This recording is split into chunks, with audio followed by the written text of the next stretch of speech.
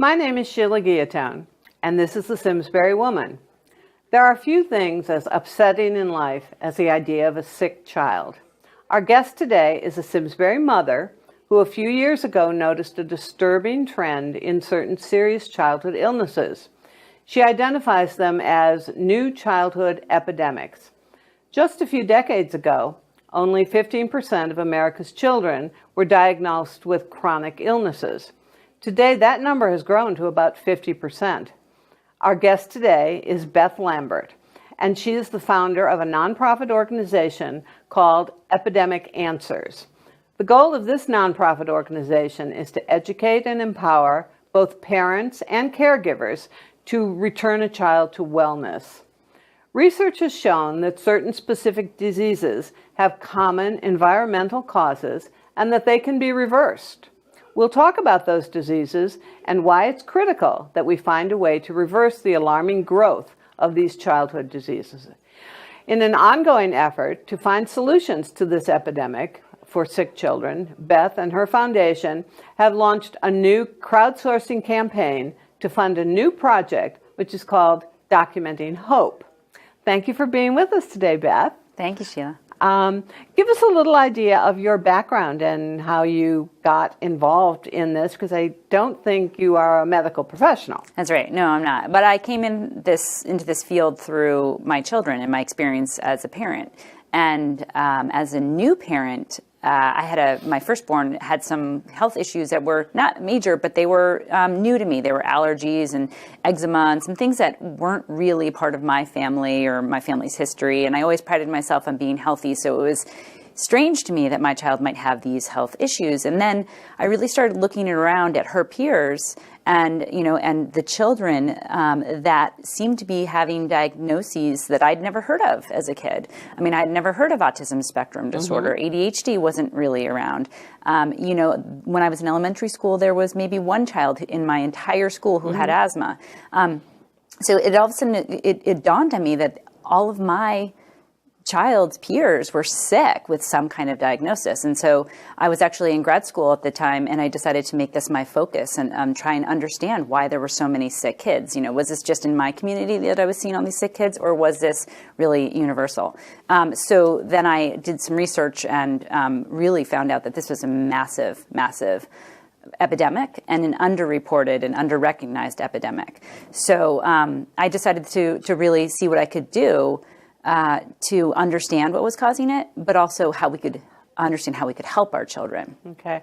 There are certain specific diseases that you have targeted and that seem to have common roots. What exactly are the diseases that you're specifically talking about as being epidemic in proportion? Right. Well, these are all conditions that are relatively new in terms of affecting large numbers of children. So there are some conditions like autism, for instance, which really has only been around since the 1930s. Really? It didn't exist in any numbers prior to the 1930s, and then you certainly didn't see the numbers that we have until the 1980s. You start seeing more and more children being diagnosed with autism spectrum disorders. ADHD is another one that was new. We've always had asthma, in the modern era, and allergies are really only a function of the 20th century. You saw very rarely did you see allergies even prior to the 20th century. And certainly anaphylaxis didn't exist before the 20th century. Really? So a lot of these conditions are new. So what do these conditions have in common? A, they didn't exist before the modern era. And B, if you look at what is causing these conditions, they have common inflammatory components. So there are things that you can look at in autism that are also present in asthma, that are also present in allergies. And it really has to do with the immune system being out of whack, to simplify it. So most people think of autism as very different from ADHD, as different from asthma, as different from even autoimmune conditions like juvenile rheumatoid arthritis. But actually, if you take any of these children and you do comprehensive lab work on them, you'll find that they have common biomarkers, common things in the body that are out of balance. So we start seeing that these things are all related to one another. So they're not really separate epidemics. They're actually part of one large epidemic. And it's really an epidemic of chronic inflammatory conditions that are have emerged in the modern era. Okay, inflammatory conditions, I seem to recall having read, are the underlying basis of a great many diseases, according to a lot of the medical professions. That's right. How does this come about? Do they know? They do. And I think you could look at any condition. These are chronic conditions we're talking about. And usually when you think about chronic diseases, you think of diabetes or heart disease or things that happen usually to older people after they've lived a long life and maybe had a lot of sort of, maybe they smoked too much or drank too much or didn't get enough exercise. And all these kinds of things happen later in life, cumulatively. But now we're seeing these things in children, which is really unheard of. And as you mentioned at the beginning, we had just, a small percentage of children who had any chronic conditions a few decades ago. And now it's very common. As you said, 1 in 2 children have a chronic inflammatory condition. So inflammation is your body's response. It's a defense mechanism. When something in the environment, something we're eating or drinking, something we're putting on our skin, something in our environment is triggering our immune system to reject what's in the environment. That's really what inflammation is. Okay. So that's our body, the fact that our bodies are so inflamed. And in even conditions that you think of as, brain-based, like everyone thinks autism is brain-based, or depression or anxiety as sort of mental, psychiatric kind of diagnoses, there is inflammation present in all of those conditions. Okay. So, going back to your question about inflammation, all of these kids are showing that their bodies have tremendous amounts of inflammation. Why? Again, it's defense mechanism from what's in the environment. So clearly something is impacting our children and their bodies are responding with these inflammatory type diseases. Okay. I'm not a medical professional at all. So when I hear inflammation, I think in terms of something swelling up or, something noticeable. But how does a doctor or nurse, whatever, go about determining that there is inflammation present? And apparently it's present in a lot of bad things. Mm-hmm. Well, there's what's new now, it didn't exist just a few decades ago, is there's all kinds of ways of measuring imbalances in the body, including inflammation. So if there's inflammation, you can do blood tests that indicate that there's inflammation in the body. There's different kinds of scans that you can do that can identify inflammation in the body. So we have all these tools in diagnostics now where you can measure it. So it's part of what is allowing us to connect the dots, again, with these seemingly disparate types of conditions, that there may be a common factor here. And so you can measure it again in basic lab tests. Okay. Now, how do you know as a parent, what are the signs that your child, who you may not be aware is really suffering with something? What are the signs a parent can look for to decide if their child is possibly in trouble? Mm-hmm. So a lot of times it doesn't really strike a parent's awareness until they get that diagnosis from the doctor. They may know that something is off with their child, but they may not really pay attention to it. They may dismiss a lot of the symptoms. One of the ways that parents can recognize that their child may be impacted by these new childhood epidemics early on is to look for chronic symptoms that don't seem to go away. And that could be anything that you dismiss as a common kind of toddler experience. If it happens intermittently, it may be relatively normal, but if it's chronic, it's something you really need to pay attention to. So for instance, if a child has, or a toddler or a baby has, chronic reflux, chronic diarrhea, chronic stomach pains, they have chronic congestion and always breathing through their mouth. If they have chronic skin issues, chronic eczema, if they have symptoms of sensitivity to sight, to sounds, to lights, to noises, those are sensory issues. So anything that's happening consistently over time, if your child exhibits these symptoms, it's something you need to look into, because they will only probably get worse unless some of those environmental factors are changed. So I think what is all too common is, a parent goes into a pediatrician's office and says, oh, my child has, chronic constipation, or my child has chronic diarrhea, or her stomach hurts all the time. And the doctor says, oh, that's normal. And it is normal, because every once in a while, a child will get constipated, or every once in a while a child will have diarrhea. But when it's constant and it goes on for months and months and months at a time, that is a red flag that something's going on. Okay. You talk about this as many different diseases, but one epidemic. And I think that was part of the model when you started your foundation. Explain how you got to that conclusion. Okay, so one of the things, as I was mentioning before, is that people think of conditions like autism as very different from a condition like asthma. Let's just take those as two examples. Okay. Everyone seems to think that they're genetic, that you know your child was born with it or it runs in families. But what's happening increasingly is you ask a family who has a child with autism, is there autism in your family? And the family says no. Was there asthma in your family? And the family says no. So these are new, right? But if you take those two children and you do comprehensive lab work on them, you look at what's in their blood, their urine, their stool, what you see is they are common abnormalities. One of the most fundamental ones is a function of the modern era is something known as gut dysbiosis. There is I know it's a fancy word, but there are trillions of bacteria, microorganisms that live in and on and around our body. It's known as the microbiome. Okay. And what happens is that with increasing use of antibiotics and different kinds of medications that actually kill off those microbes, is that you see the wrong kind of microbes growing on your body. In other words, you're killing the good ones in an effort to kill the bad ones. Okay. And then, a different kind of microbe grows in your body. The reason why that's important is because those microbes, especially in your gastrointestinal tract, are important for regulating your immune system. Okay. So if you do not have the proper balance of gut bacteria, your immune system is going to be impacted. You're going to start seeing what's known as immune dysregulation. That could look like allergies, sort of a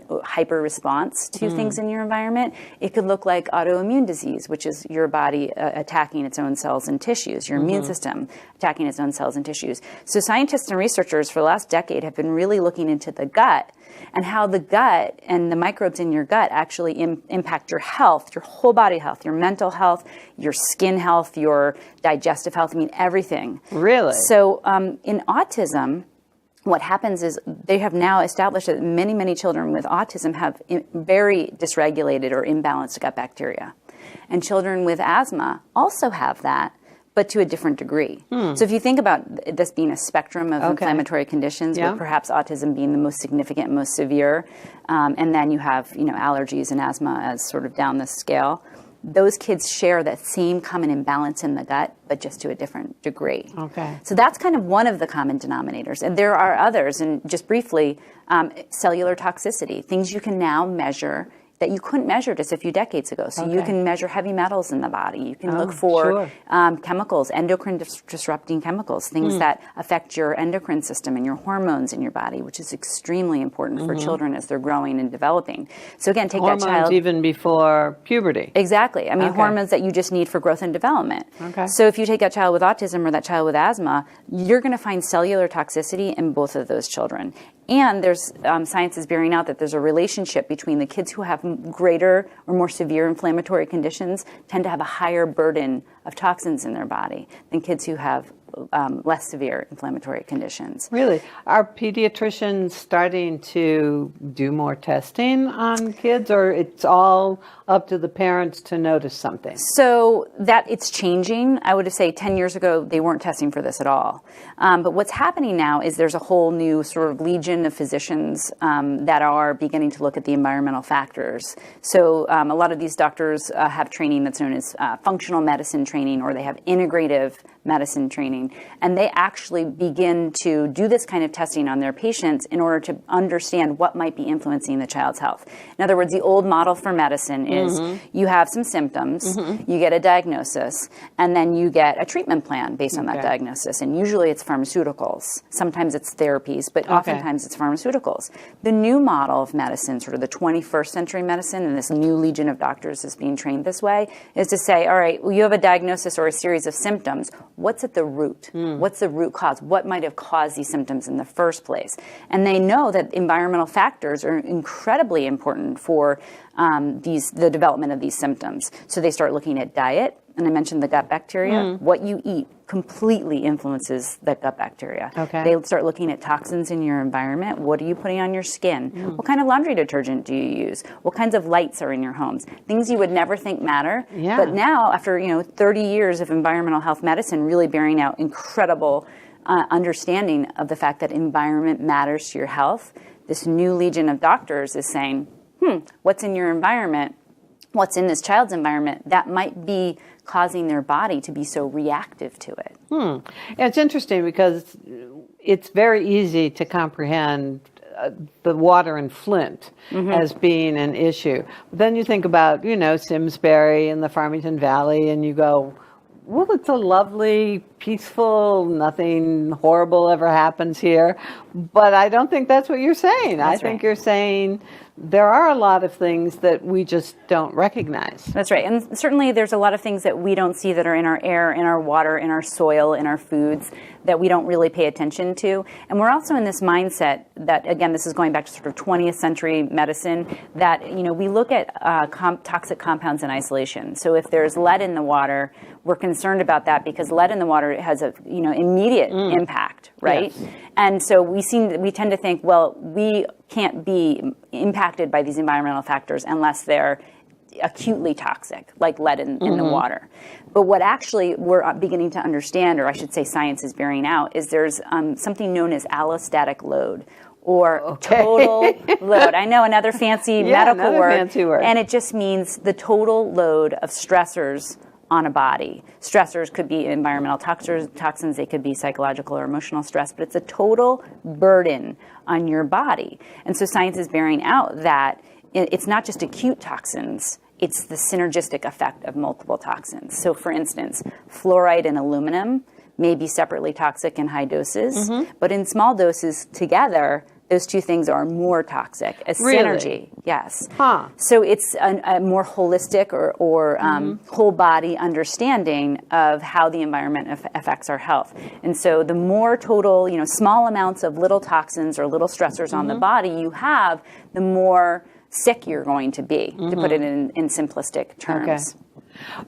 But when you use environmental impact, we're not talking about major things that, you're talking about tiny little things all compounding together.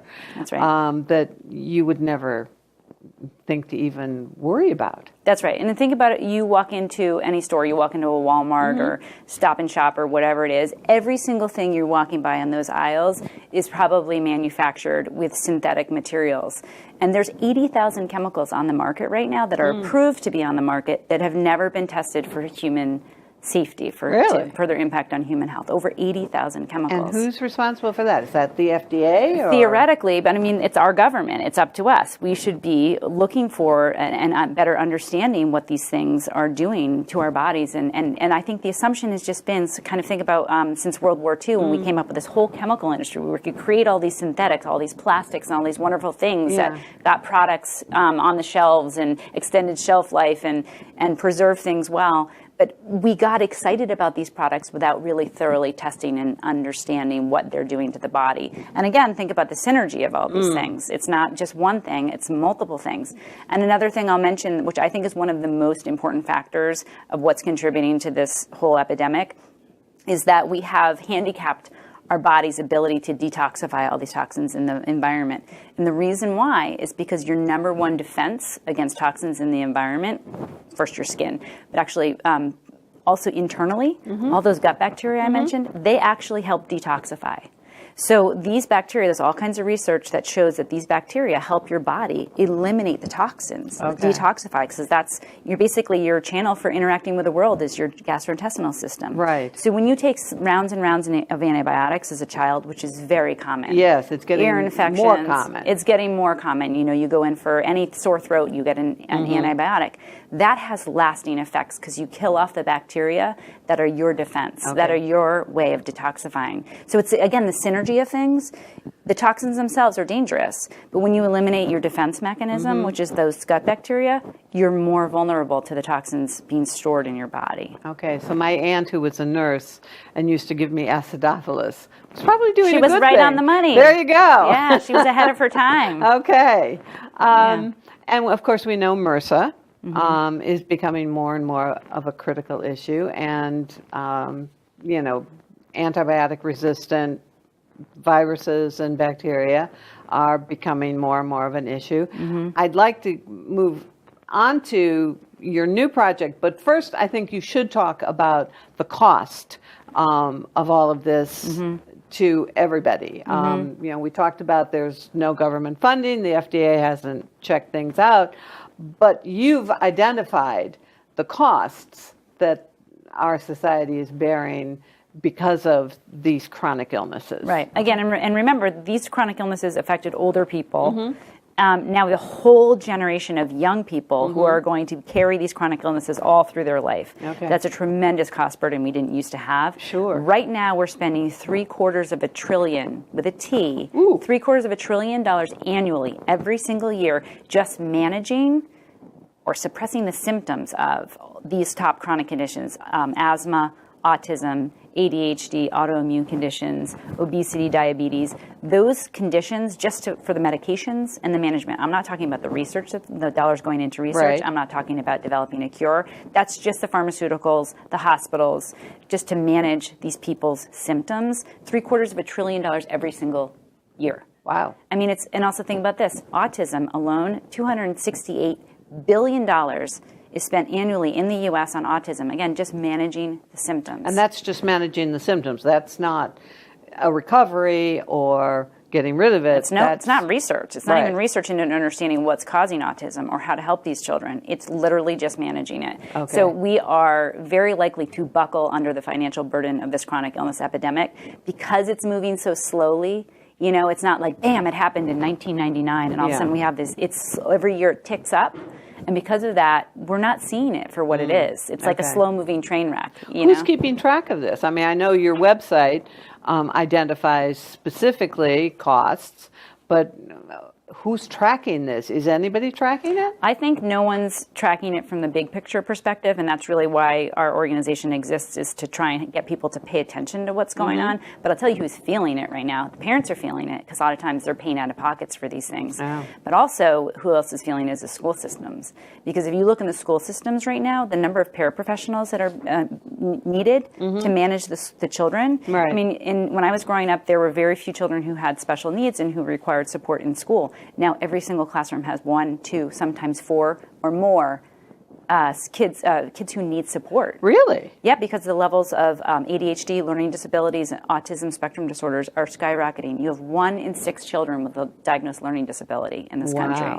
So they all need support, and they should get support, but it's a cost. Okay, we are definitely getting out of time, so I want you to talk about your new project. So right now we're raising money to fund a research project.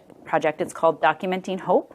And essentially what it is doing is testing the hypothesis that if you remove all these environmental stressors I've been talking about, that a child can achieve their optimal health. So we're doing a pilot recovery program. So we're taking a small group of children who have one of these diagnoses I mentioned, and we're changing everything in their environment, changing their diet, removing all the toxins, giving them integrative care with these new kinds of doctors.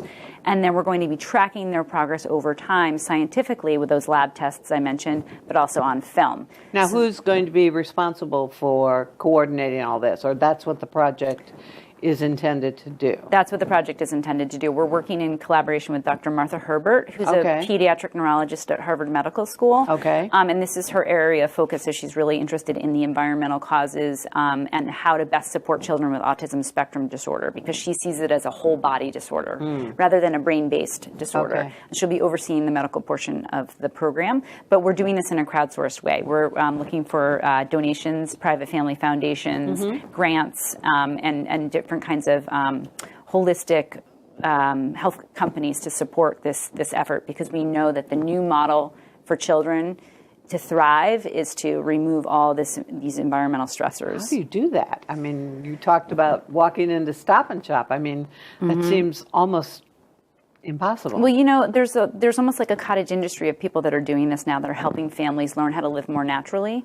So there's a whole legion of health coaches, for instance, who can literally do that, walk into your home and say, okay, this product's toxic, you need to be eating this nutritious food. Okay. It's really about getting back to nature and getting back to as natural a way of living as possible. Okay.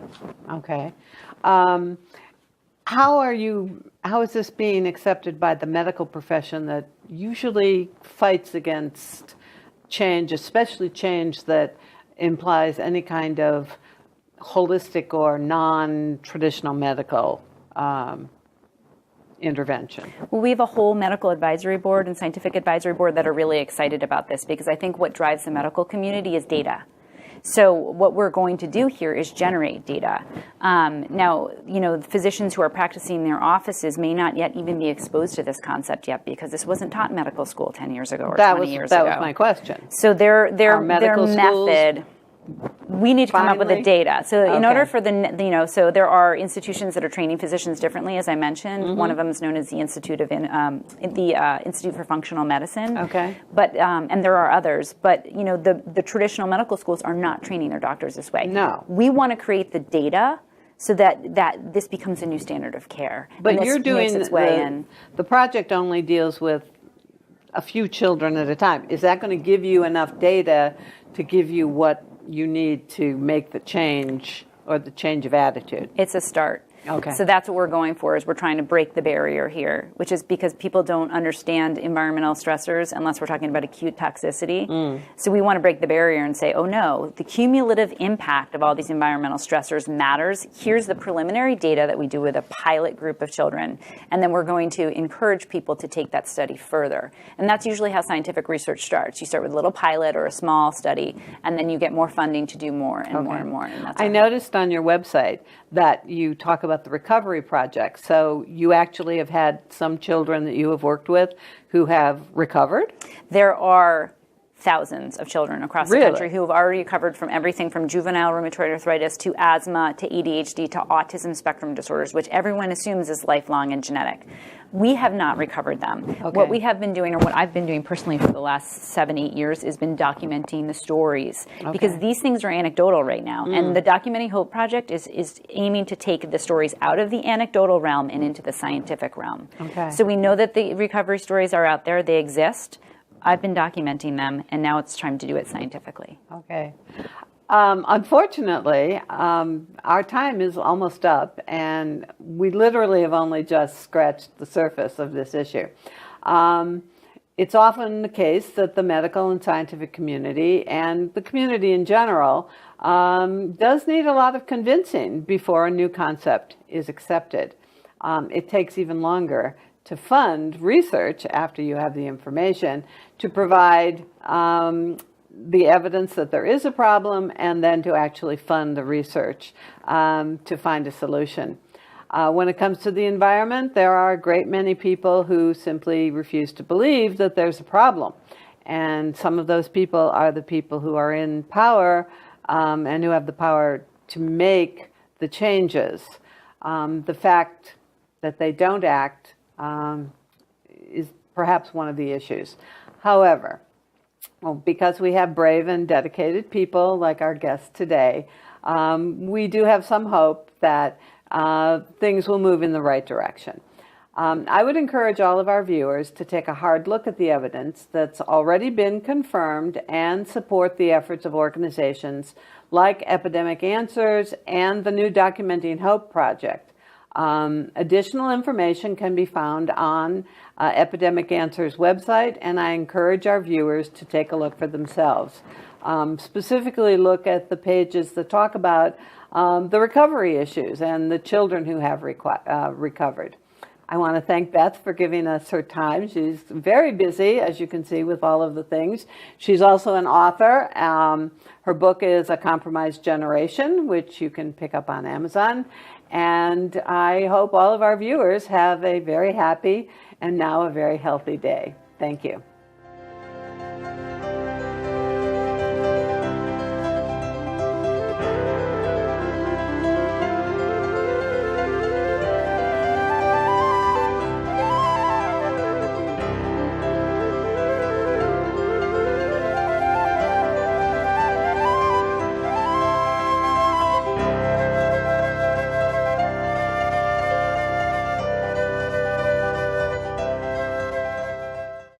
Funding for Simsbury Community Television is provided in part by contributions from viewers like you.